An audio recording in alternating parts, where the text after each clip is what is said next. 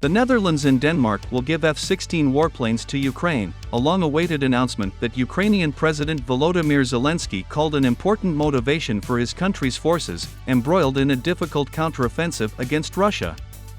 After months of entreaties from Zelensky for F-16s to bolster the Ukrainian Air Force, the U.S.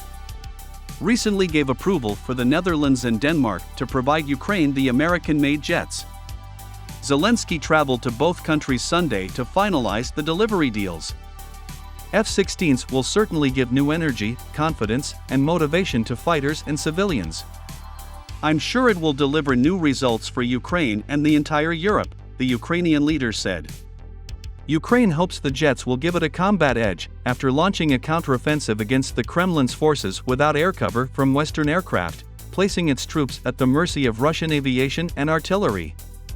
Danish Prime Minister Mette Frederiksen pledged 19 F-16s to Ukraine and said she hoped the first 6 could be handed over around New Year. Dutch Prime Minister Mark Rutte didn't provide a number or timeframe, saying it depends on how soon Ukrainian crews and infrastructure are ready.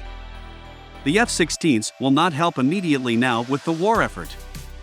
It is anyway a long-term commitment from the Netherlands, Rutte said.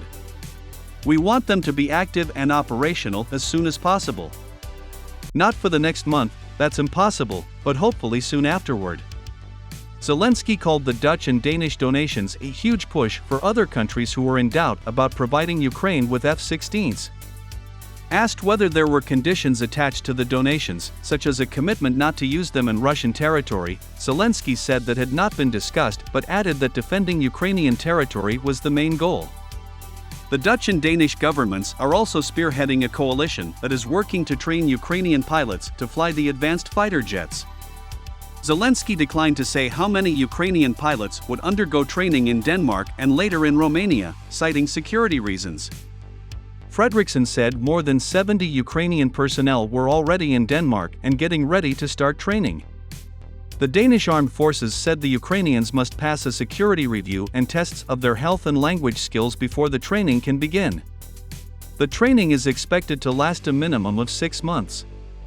Exactly how long it will take to teach Ukrainians to operate the F-16 capability cannot be said precisely, as it will depend on their experience and language skills, among other things, the Danish armed forces said in a statement. Officials have previously said that Ukrainian pilots will need 6 to 8 months of training. During a visit to Sweden on Saturday, Zelensky also asked for Swedish Gripen fighter jets.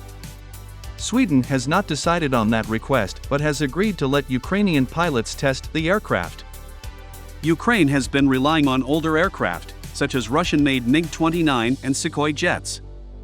F-16s have newer technology and targeting capabilities.